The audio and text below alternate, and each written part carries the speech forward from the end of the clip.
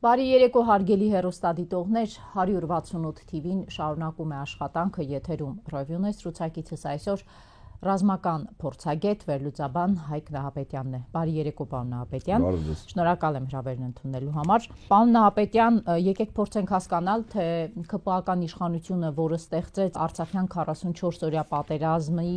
պարտության հանգամանքներ ուսումնասիրող հանձնաժողով, ինչու որոշեց այդ հանձնաժողովի աշխատանքը նախ երկարացնել ժամկետից ավելի, այնուհետև ունենալ զեկույց եւ այդ զեկույցը չհրապարակել։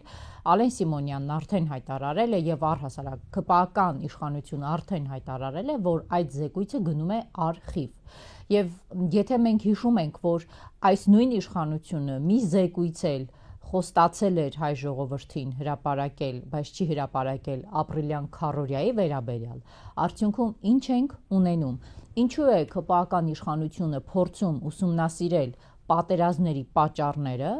պարտություն է այն թե հաղթանակ, դրա պատճառները, բայց իրենց ընտրած մարդկանց չի բացահայտում այդ պատճառները։ Ցանկացած պետություն, որ պատերազմի մեջ է գտնվում, եւ հաղթանակը եւ պարտությունը ուղղակիորեն վերագրվում է ռազմաքաղաքական ղեկավարության տվյալ երկրի։ Հիմա ակնհայտ է, որ մենք այդ պատերազմում պարտվել ենք եւ այդ հանձնաժողովը, եթե իսկապես մասնագիտական լուրջ քննության է ենթարկել պարտության պատճառները ոչ միայն 44 օրվա ընթացքում, այլ դրանից առաջ, ապա պետք է որ այդ քննիչ հանձնաժողովի եզրակացությամբ Հայաստանի Հանրապետությունում առնվազն նվազագույնը մի քանի 100 պետական պաշտոնատար անձ Փաշինյան Նիկոլի գլխավորությամբ հայտնվեն ուղիչ աշխատանքային գաղութում։ Ինչու՞։ Դուք զեկույցը չեք տեսել, չգիտեք այնտեղ ինչ է գրված, ինչու եք նման պնդում անում։ Ես վերեմ առնվազն առավելագույն 10 փաստ հարցերի տեսքով, որով օրվա իշխանությունները նախապատրաստեցին այդ պարտությունը եւ դա սկսել է 2018 թվականին, երբ Փաշինյան Նիկոլին բերեցին իշխանության։ Ապրիլյանի ժամանակ նախորդ իշխանությունները իրավիճակը գնահատելով որոշում կայացրեցին, որ հակառակորդը երկնքում ունի առավելություն եւ այդ առավելությունը հիմնականում պայմանավորված է անօդաչու թռչող սարքերով կամ այսպես կոչված թուրքական բայրակտարներով, որը իրականում թուրքական չէ, ուղղակի Թուրքիայում հավաքվում է, բոլոր պայստամասերը ՆԱՏՕ-ի անդամ երկրներ են տալիս։ Եվ Ռուսաստանի Դաշնությունից 300 միլիոն դոլարի վարկով պետք է գնվեր երկնքում այդ անօդաչուների դեմ առավել էֆեկտիվ խոցող չեզոքացնող երկու զինատեսակ՝ ռադիոէլեկտրոնային պայքարի գրասուխա եւ խոցողզենք պանցիր տիպի զենքեր։ Փաշինյանի իշխանության բերվելուց հետո առաջին հրամաններից մեկը նա եղել, որ չեղարկվել է այդ պայմանագիրը։ Առանց հիմնավոր պլան է, որով պետք է այդ զենք գնվեր։ Գնվեր Ռուսաստանի Դաշնությունից ռուսական վարկով։ Երկրորդ, փաստ 2։ Հայաստանի Հանրապետության բյուջեում ռազմական ծախսերով ոչ արդյունավետ գնում է կատարվել մասնապես սու տիպի ինքնաթիռներ առանց պարազինության։ Փաստ 3 2018 թվականից Փաշինյան Նիկոլի զուգընկեր Աննա Հակոբյանը պետական մակարդակով իրականացնում էր քարոզչություն, որ մեր տղաները զոհվել են հանուն ոչնչի, որը ուղղակիորեն, քանի որ դա պետական մակարդակով էր արվում, միջոցառումներ, փամփուշտներից զարդեր եւ այլն, սա ուղղակիորեն ազդում էր անձնակազմի, զին անձնակազմի բարեհոգեբանական վիճակի վրա։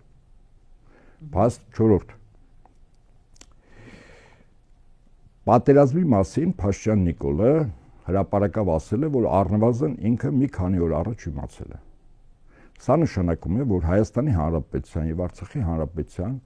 զինված ուժերի ստորաբաժանումները, առաջին հերթին բանակային ստորաբաժանումները պետք է իրենց մշտական տեղակայման վայրից դուրս գային, պահեստային վայրը։ Օնիկ Գասպարյանի վրա են այս հարցում բոլորը սլակներն ուղում։ Ես հիմա չեմ ուզում անհատականացնեմ, ես փաստերի մասին։ Երբ որ իրականում նման հանձնաժողով կստեղծվի, կարծում եմ, այս հարցերի պատասխանները պատասխանատու անձենք պետք է տան։ Եվ այսպես Փաստ 5-ին եկանք հասանք։ Սա ուրեմն բացազատում տեղի չի ունեցել, նախապես փաստորեն ըստ Փաշինյանի իմացել են։ Փաստ 5 20 թվականի սեպտեմբերի 1-ին Ռուսաստանի Դաշնության Անվտանգության խորհրդի քարտուղարի ստորագրությամբ Պատրուշևի մի հրամանատարաշտաբային զորավարժություն անցկացնելու առաջարկ է տրվում Հայաստանի Հանրապետությանը։ Ընդ որում, այդ զորավարժության տեքստը բաց մասով կա համացանցում։ Մեզ լսողները կարող են նայել, որտեղ մասնավորապես դա պատերազմից 26 օր առաջ նշվում էր, որ Ադրբեջանի տարածքում են գտնում, իհարկե բնակավայրերի անվանումները 1-2 տար փոխած էր, բայց հասկանալի էր ուղղակիորեն թե որ բնակավայրն է գտնվում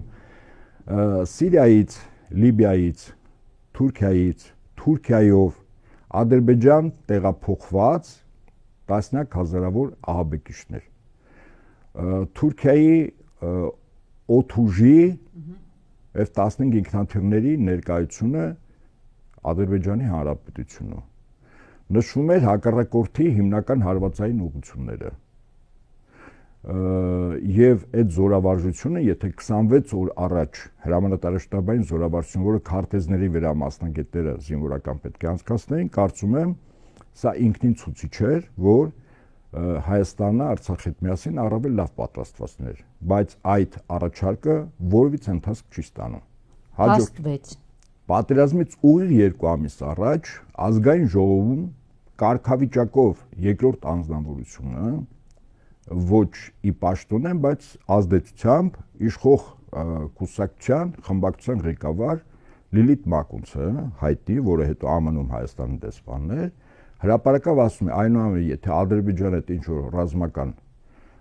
կոնֆլիկտ լինի, ապա Թուրքիան որևիցե ձևով չի մասնակցի։ Քանի որ ինքը որպես պաշտոնատար անձ է հանդես գալիս, ապա դա նվազագույնը ինքը կամ իրազեկ է տեղեկանքներից, որը տրվում է ռազմական ղեկավարության կողմից, իսկ ես կարող եմ ենթադրել, որ դա ուղղակիորեն Փաշինյան Նիկոլիի կողմից է ասվել, որ Լիլիթ Մակունցը նման միտք բարձրաձայնի։ Հաջորդ փաստը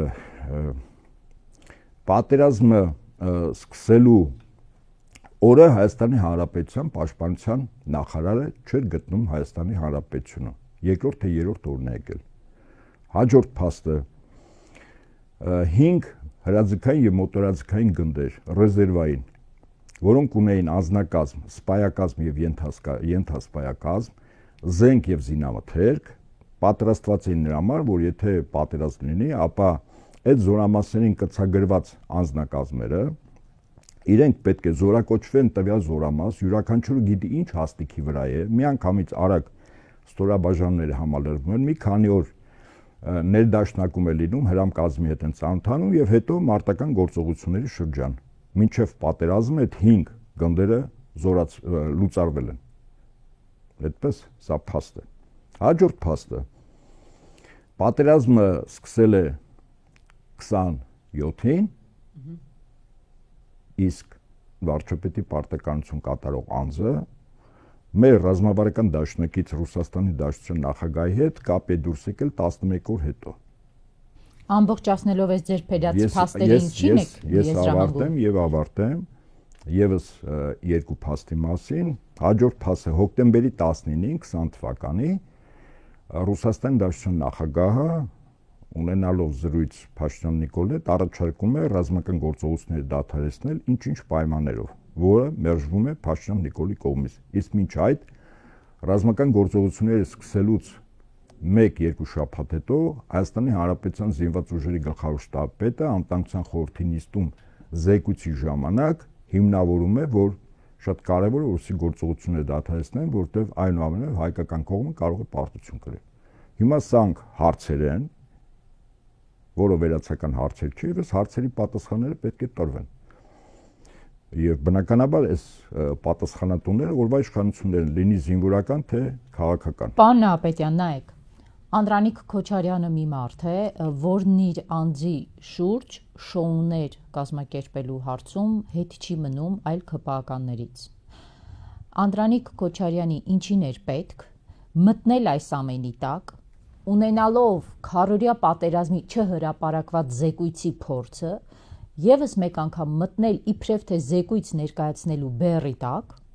եւ արդյունքում հայտնվել վատ վիճակում։ Չէ՞ որ այդ նույն Անդրանիկ Քոչարյանն է բոլորին ասել, որ պատերազմի պատճառները հայ հանրությունն իմանալու է։ Այդ նույն Անդրանիկ Քոչարյանն է PR-վել ազգային ժողովում, իբրև թե իրենք լուրջ գործ են անում, եւ տեսեք թե ինչ պաշտոնյաներ էին իրենք հրավիրում հանձնաժողով քննելու նրանց։ Հիմա ինչի էր պետք իրեն այն գլխից ունենալով քարոյայի չհրապարակված զեկույցի փորձը այդ դեպքում մտնել սրա բեռի տակ։ Չէ՞ որ հիմա բոլորի քննադատության թիրախը ուղղվում է նրա կողմ։ Մարդիկ պատասխաններ են սպասում Անդրանիկ Քոչարյանից, ոչ թե Ալեն Սիմոնյանից, որը որոշել է, որ զեկույցը պետք է գնա արխիվ։ Ուրեմն ձեր հարցը խիստ կարևոր է եւ տրամաբանված է, բայց հասցեատերը ես չեմ։ Անդրանիկ Քոչարյանն է, թե ինչու էր իրեն պետք։ Ես ընդհանրապես կարող եմ ենթադրել, որ եթե այդ հանձնաժողովը մասնագիտական լուրջ ուսումնասիրություն է կատարելու եւ գնահատականներ էր իրակպես տրվելու երկրի վարչապետի պարտականություն կատարող անձից սկսած ռազմական եւ քաղաքական գործիչներով, որոնք որ ուղղակիորեն եւ որոնց որոշումներով էր պատերազմը վարվում, այդ մարդկանց գործողությունների մասին իրական տեղեկատվություն, փաստական տեղեկատվություն հավաքել։ Իսկ չկարծում, որ դա Անդրանիկ Քոչարյանի ձեռքին մեծ հաշվով լրջագույն լծակ էր Հայաստանի օրվա իշխանությունների եւ քաղաքական եւ ռազմական պաշտոնատար անձանց վրա։ Լուրջ։ Նկատի ունեք որպես կոմպրոմատ օգտագործելու քաղաքական եւ ռազմական ղեկավարության վրա։ Ես չգիտեմ ինքը որպես կոմպրոմատ կօգտագործել թե չէ, բայց դա լծակ էր, բացահայտ լծակ էր։ Ասենք օրինակ նվազագույնը, որ իր վրա իշխանությունները այս կամ այն ձևով եւ փորձեն ինչ-ինչ հանգամանքներ ձեռնելով ճնշումներ գործադրել, ապա իր ձեռքի տակ կար այդ ճնշումները չեզոքացնելու ռեալ փաստաթղթեր։ Հավանական համարում եք, որ զեկույցի չհրապարակումը լինի Անդրանիկ Քոչարյան Նիկոլ Փաշինյան գործարքի արդյունք կամ հետևանք։ Կարող ենք ենթադրել։ Ինչու, որովհետև 2026 ընտրություններն են առջևում եւ չեն ուզում, որ իրենց չարածների մասին հերթական անգամ ժողովուրդը առիթ ունենա խոսելու։ Ես կարծում եմ ամենահիմնական պատճառը, որ ինչու չի հրապարակվել, բացի այն ենթադրությունները, որ կարող է գործարք լինել, որ Անդրանիկ Քոչարյանը դա որպես լծակ օգտագործի, ես կարծում եմ ամենաառաջին հերթին դա ընտրությունների նախաշեմին, երբ այդ փաստաթուղթը հրապարակվում էր եւ ձեզ վստահեցնում եմ, տեղեկատվական հոսքերում այդ փաստաթղթի այս կամ այն դրվագը, այս կամ այն անձի հետ փոխկապակցված գործողությունները դառնալու էր մինչև 2026 թվականի հունիսին խորհրդարանական ընտրությունների նախաշեմում թիվ 1 տեղեկատվական ուրեմն իրողությունը, որտեղ մարդիկ խոսելու են միայն դրա մասին։ Իսկ դա ինչ է նշանակում։ Դա նշանակում է, որ խոսելով այդ իրողությունների մասին մարդիկ մեկ անգամ եւս շուրջօրյա գնահատելու են, որ Փաշինյան Նիկոլը պատերազմա պարտվել իր գերագույն հրամանատարի կարգավիճակով։ Սա ինչ է կարծում, առանց այն էլ շատ ցածր վարկանիշ կամ շատ բարձր հակավարկանիշ ունեցող Փաշինյանի իր քաղաքական խմբակի վարկանիշ ինչ էր անելու, իհարկե իջեցնելու էր։ Եվ ահավասիկ ես կարծում եմ, որ բուն նպատակը չհրապարակելու դա ընտրություններից առաջ ուղղակիորեն մեկ անգամ եւս մեր ժողովուրդը, որի զավակները զոհվեցին, վիրավորվեցին, գերեվարվեցին, մեկ անգամ եւս մեծ սիրով էր լցվելու օրվա իշխանությունների նկատմամբ, իհարկե սիրո բառը չվերցնի ճակերտների մեջ։ Ասացիք վարկանիշի անկում ունեցող Փաշինյանի համար, որտեղ ինչպես եք չափել նրա վարկանիշի անկումը, որովհետև նույն ԿՊԱ-ականները պնդում են, որ իրենք բերելու են խաղաղություն, Փաշինյանը շատ ավելի հեռուն է գնում, ասում է խաղաղությունը հաստատված է, թեև ինքը խաղաղության պայմանագիր չի ստորագրել, ընդհանրապես գործ ունենք նախաստորագրության հետ, բայց ԿՊԱ-ականներն ասում են, եթե այս կիրակի լինի ընտրություն, ընտրվելու ենք ավելին, կամ որոշ ԿՊԱ-ականներ, որոնք ավելի հեռու են գնում, ասում են 2021-ից ավելի շատ ձայն ենք տանելու։ Դե իրենց ասածը ինձ համար հիմք չի։ Ես վերցնեմ մեկ գնահատական։ Սովորաբար բարձր վարկանիշը պայմանավորում է մեծ ժողովրդավարություն։ Մեծ ժողովրդավարությունը նշանակում է, որ այդ մարդը ժողովրդի բոլոր շերտերի, բոլոր խավերի, այո, մոտ ընդունված եւ սիրված անձնավորություն է։ Ես չեմ զլանա, այս օրինակը միշտ բերում եմ 1991-92 թվականին Հայաստանի Հանրապետությունը պատերազմի մեջ էր չհայտարարված իրականում, այո, եւ մեր դեմ նաեւ Թուրքիան էր այդ ժամանակ փորձում ռազմական գործողություններ սկսել։ Հայաստանի Հանրապետության հիմնադիր նախագահ Լևոն Տեր-Պետրոսյանը այսպես կոչված կառավարական ամառանոցից դեպի Բաղրամյան 26 հաճախ ոտքով գնում էր 1 կամ 2 թիկնապահի ուղեկցությամբ։ Եվ ամբողջ ճանապարհին ես հրաշալի դա գիտեմ, որտեղ ես մեծացել եմ այդ փողոցում, փողոցի վրա գտնող բնակարանում, այո, տանը։ Ես բազմիցս տեսել եմ, մարդիկ մոտենում էին, խոսում էին, ինքը պատասխաններ տալիս հարցի, հա։ Հիմա նայեք Փաշինյան Նիկոլի ժողովրդավարությունը, վերջաշով ժողովրդի ձայնը տալ նշանակում է, որ ինքը ժողովրդի կողմից պիտի ընդունված լինի, սիրված լինի, այո։ Հիմա Փաշինյան Նիկոլը երբ փորձում է Երևանի փողոցներում կամ Հայաստանի այլ բնակարանում հայտնվել, մարզեր լավ էլ գնում է։ Ուրեմն ասեմ ձեզ, այդ նույն մարզերում եւ Երևանի փողոցներում հարյուրավոր, եթե ոչ հազարի հասնող անվտանգություն, մի մասը, այսպես ասենք, համազգեստով, մի մասը ոչ համազգեստով, մարդիկ հիմնականում սորական շարքային քաղաքացիներ այդ տարածքից վաղօրոք հեռացվում են կամ փողոցները փակվում են, որպեսզի ինքը օրինակ եւ իր զուգընկերը օրինակ գնան ինչ որ միջոցառման եւ երկուսին նկարեն։ Չկա մարդ, այդ մարդիկ վախում են Հայաստանի Հանրապետության քաղաքացիների հայ ժողովրդի շփվելուց։ Ոստահաբար եմ ասում ձեզ։ Ակնհայտ է օրինակ թող մի օր Փաշինյան Նիկոլը, որ այդպես ժողովրդավար է եւ ժողովրդի իրեն ձայն կտա, թող առանց թիկնախմբի իր զուգընկերոջ եւ երեխաների հետ դուրս գա ենթադրենք Հյուսային պողոտայով քայլի։ Իսկապես։ Ես ասում եմ Հյուսային պողոտայի սկզբից մինչև վերջ, երբ որ գնաց Փաշինյան Նիկոլը կարող է վերջում կիսամերկ վիճակում հայտնվի։ Այդպես ժողովրդը սիրո այդպիսի դրսևորում կարող ունենա։ Փաշինյանը չի մարսել Արցախի հանձնումը։ Ուրեմն ես ձեզ ասեմ,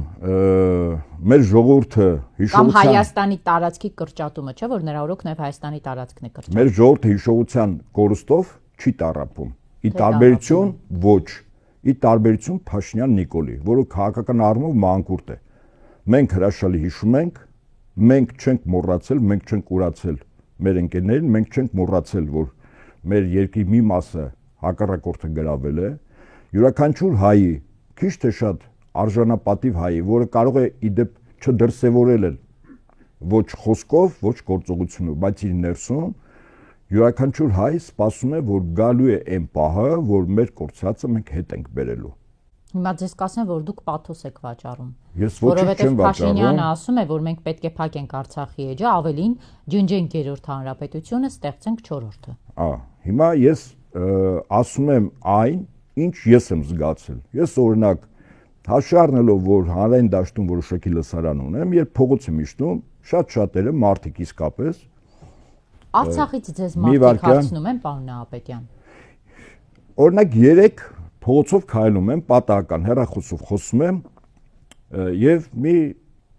40-ին մոտ երիտասարդ ասես պարոն Նահապետյան, խոսում եմ հեռախոսով, ասում մի րոպե ավարտեմ, ավարտեցած լսում ձեզ, Արցախի բարբարով էր, հանեց իր մեծ պայուսակից մի աման, որի մեջ ուրեմն հագուստին կպցվող կրծքանշաններ էին։ Արցախի տատու պապի կրծքանշանը։ Ասեց, սա իմ ու իմ զոհված ընկերների կողմից տալիս եմ ձեզ,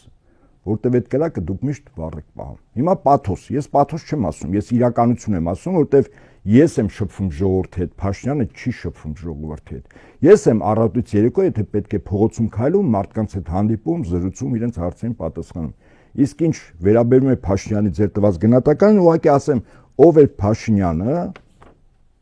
արագ։ Հիշում եք Փաշինյանը ասում էր, որ Արցախի հարցում ինքն է բանակցել, բանակցությունը իր սեփական կետից է սկսել։ Ստեփանակերտում նշում էր, ով է ասել, որ Արցախը գերտերություն չի։ Նույն Փաշինյանն էր ասում Արցախը Հայաստանի եւ վերջ։ Փաշինյանն էր ողջունում նոր պատերազմ, նոր տարածքներ թեզը։ Փաշինյանն էր Արցախի պատգամավորին հավաստիացնում, որ Պուտինն ու Լուկաշենկոն իրեն ասել են, որ նույնիսկ Ալիևն է հասկանում, որ Լեռնային Ղարաբաղը չի լինելու Ադրբեջանի մաս։ Նույն Փաշինյանն էր խոստացել Արցախի անջատում հանուն փրկության թեզի իրականացումը։ Նույն Փաշինյանն էր ասում Շուշի եւ Հատուտի դեօկուպացիա։ Իսկ ինչ էր ասում Փաշինյանը պատերազմի առաջին օրը։ Մենք պարտավոր ենք հաղթել եւ դրա համար կա միայն ու միայն մի նախապայման, որ մենք ինքներս մեզ խոստանանք, որ ոչ մի միլիմետր չենք նահանջի մեր պատմության, մեր ժողովրդի, մեր Արցախի, մեր ապագայի եւ մեր անցյալի, մեր ինքնության եւ մեր արժեքների պաշտպանության դիրքերից։ Կեցցե Արցախի հանրապետությունը, կեցցե Հայաստանի հանրապետությունը, կեցցե հայոց սփյուռքը։ Պատերազմից հետո պարտությունից 21 մարտ 2021 թվին ասում Փաշինյանը։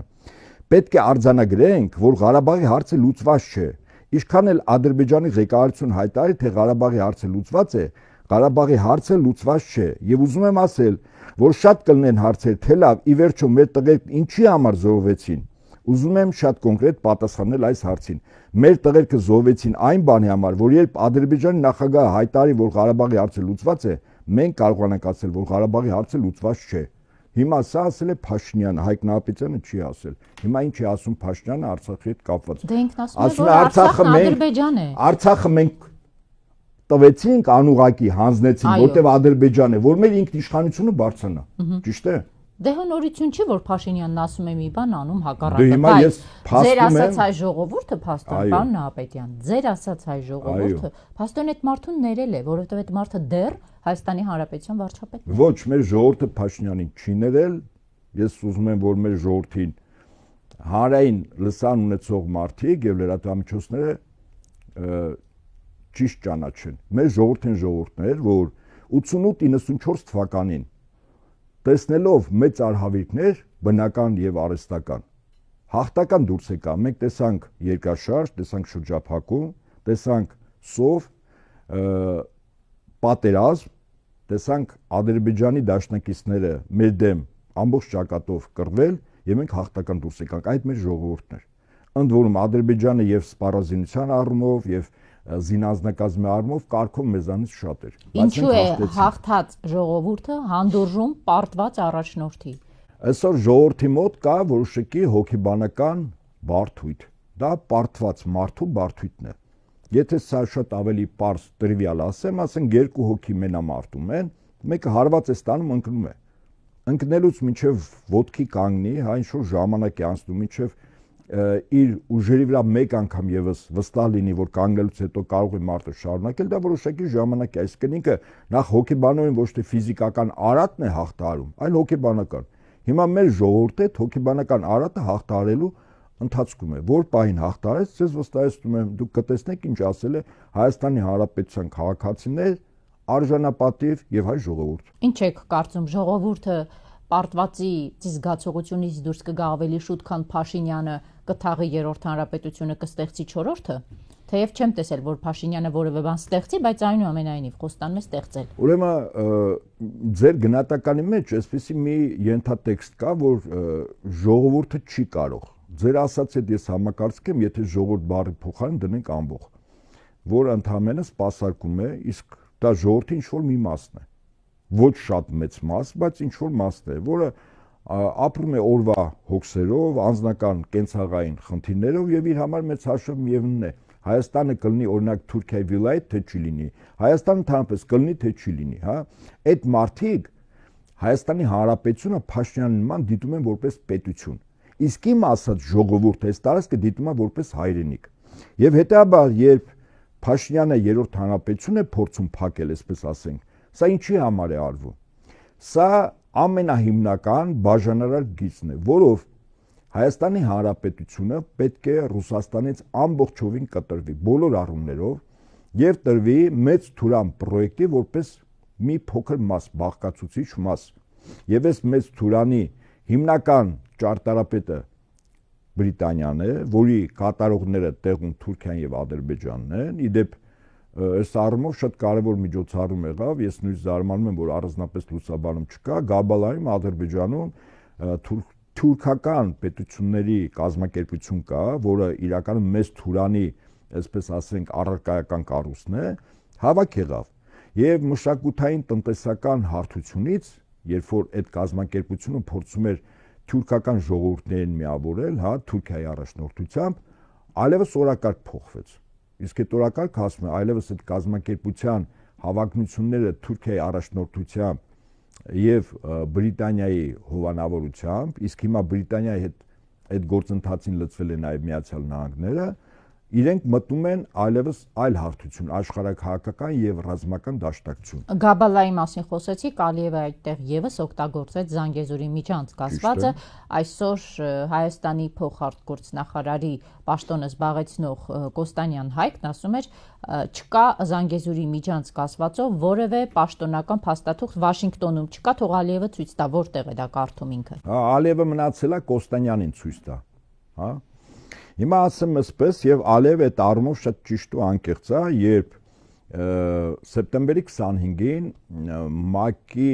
Գլխավոր ասամբլեայի 80-րդ նստաշրջանին Ալիևը ելույթ ունեցավ եւ Տրամպի ուղին հստակ ձևակերպում տվեց։ Ասես Տրամպի ուղին անցնում է Զանգեզուրի միջանցքով։ Այ իրականությունը սա է։ Տրամպի ուղին որպես ճանապարհ անցնում է Զանգեզուրի միջանցքով։ Այսինքն այն, ինչը Հայաստանի Հանրապետության տարածքում է, դա Զանգեզուրի միջանցք է։ Այո։ Հայաստանի տարածքից դուրս անցնող ճանապարհը դա Թրամփի ուղի է։ Ասենք այդպես, բայց փաստը մնում է փաստ, որ Հայաստանից կառավարման առումով ուղղակի օտարվել է տարածքը, որովհետև թուրքական աշխարհ մեծ թուրան պրոյեկտ է, հա, պետք է կյանքի կոչվի, որը լրջագույն մարտահրավեր է մի կողմից Ռուսաստանի Դաշնության, մյուս կողմից Իրանի Իսլամական Հանրապետության, եւ այդ պրոյեկտի մեջ խանգարող գործոնները աշճանաբար վերացվում էին։ Օրինակ, ի մասնավորի խանգարող կարևոր գործոններ Արաքսի հովիտի 3 շրջանները 102 կիլոմետր ուրեմն Իրանի հետ սահմանով, որը Արցախի Հանրապետության տարածք էր համարվում։ Հանձնումով այդ հարցը լուծեց։ Իհարկե վստահաբար լուծվեց։ Ոչ միայն այդ 3 շրջանները, այլև ամբողջ Արցախը։ Հիմա առաջին խնդիրը լուծվեց, երկրորդ խնդիրը միջանցքն է։ Միջանցքի խնդիրն էլ է լուծված այսօր, հա։ Ճիշտ է, տեխնիկապես, ինչպես ասում են, ճանապարհները դեռ պատրաստ չեն, բայց թղթի վրա արդեն որոշումը կա եւ ներդրումային եւ մասնավոր ռազմական կառույցները ովքեր կլինեն եւ այլն։ Հիմա երրորդ խնդիրը Փաշինյանը պիտի լուծի, իրեն բերել են 4 խնդիր լուծելու, երկուսը լուծել է։ Երրորդը ո՞րն է։ Երրորդ խնդիրը Հայաստանի Հանրապետությունից պետք է դուրս դրվի Ռուսաստանի զինական ներկայությունը, այսինքն 102 ռազմաբազան եւ սահմանապահները։ Հիմա իսկ տնտեսությունը կախված կմնա Ռուսաստանից։ Ես հիմա կասեմ, սա դուրս դնելու համար ուրեմն պետք է երկու կողմերի համաձայնությունը։ Վստահաբար ռուսական կողմը չի համաձայնվելու, վստահաբար։ Ուրեմն ինչ պետք է անել։ Այ հիմա այս 4-րդ հանրապետության կապիկությունը, որ անում է, իրականում խնդիրը ոչ թե 4-րդ հանրապետությունն է, այլ խնդիրը նոր սահմանադրությունն է։ Եվ նոր սահմանադրությունում Հայաստանը պետք է դառնա մի երկիր, որը չեզոք երկիր է, այսինքն ինքը որից այլ պետության է դաշինքի, ռազմական դաշինքի մեջ չի մտնելու։ Չեզոք երկրի կարգավիճակը նշանակում է, օրինակ ժամանակին Ֆինլանդիան չեզոք երկիր էր, վերջերս դարձավ ՆԱՏՕ-ի անդամ, այո։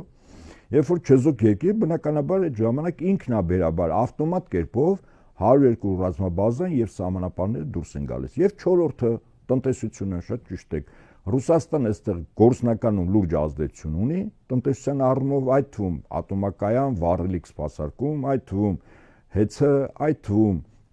երկաթուղին, այդ թվում մեր արտադրանքի սպառումը հիմնական գյուղմթերքը Ռուսաստանի շուկա, այդ թվում էժան գազը, որով 35-36% մեր տարեկան արտադրող հոսանքի ուրեմն ջեկն է տալիս, որը գազով է աշխատում, այո։ Այս բոլորը պետք է կասեցվի։ Իսկ հիմա այդ գործընթացը գնում է, հեծի նկատմամբ գնում է հրապարակավ կեղծիք տարածելով իբր արևային կայանքները արտադրում են երկու հեծի չափ, երկու ատոմականի չափ էլեկտրաէներգիա 800 մեգավայտ, որը կեղծիք է, որտեղ արևային էլեկտրակայանները ըստ պաշտոնական տվյալների անցյալ տարի արտադրել են Հայաստանում արտադրող հոսանքի 8-9%-ը, որը շատ քիչ է։ Այսինքն 800 դա հեքիաթ է, իսկ Փաշինյանը ինչու ոգևորվեց իբր պատահական տարածքային կառավարման նախարարը երբ ասեց 800 մեգավատ հոսանքի արտադրած, ուրեմն երկու ատոմական ունենք, նկատի ունի երկու ատոմականի չափով հոսանքի արտադրում, կեղծիք է։ Այսինքն ատոմականը պետք է փակվի, որտեղ Թուրքիայի պահանջն է, որտեղ Բրիտանիայի պահանջն է։ Այսինքն 4-րդ խնդիրը տնտեսական է, այո։ Այս 4 խնդիրը պետք է լուծի։ Եվ հետեւաբար մեր բոլոր կորուստները սկսեց այն ժամանակ, երբ 18 թվականից Փաշինյանը սկսեց իրականացնել Հայաստանից Ռուսաստանին դուրս դնելու, Ռուսաստանի մի կողմից, Իրանի մյուս կողմից կապերը աշճանաբար խզելու քաղաքականություն։ Կկարողանա միջև վերջ գնալ, ասել է թե իր արժև դրված խնդիրները միջև վերջ կատարել։ Եթե կարողանա, ապա ասեմ ինչու կարողանա։ Եթե Հայաստանի Հանրապետությունը բոլոր ընդդիմադիր ուժերը, որոնք իսկապես եւ ցավում են Արցախի կորուստի համար եւ պատրաստական են կորուստը հետ բերել եւ Փաշինյանի իշխանությունը որպես մեծագույն չարիք օտարների կողմից բերված մեր երկրի ապագան սկզբունքորեն փակում է վերջակետ է դնում, այդ ուժերի համար պետք է լինի իշխանություններից տարանջատվելու մեկ ջրբաժան։ Մնացածը ածանցյալ բաներ են։ Որն է այդ մեկը։ Տնտեսություն, ասենք սոցիալական վիճակ եւ այլն, այս բոլորը երկրորդական են։ Ջրբաժանը հետեւյալն է. Հայաստանի Հանրապետությունը դառնում է Թուրքիայի վիլայետ եւ Փաշինյանը ասում է բարի գալուստ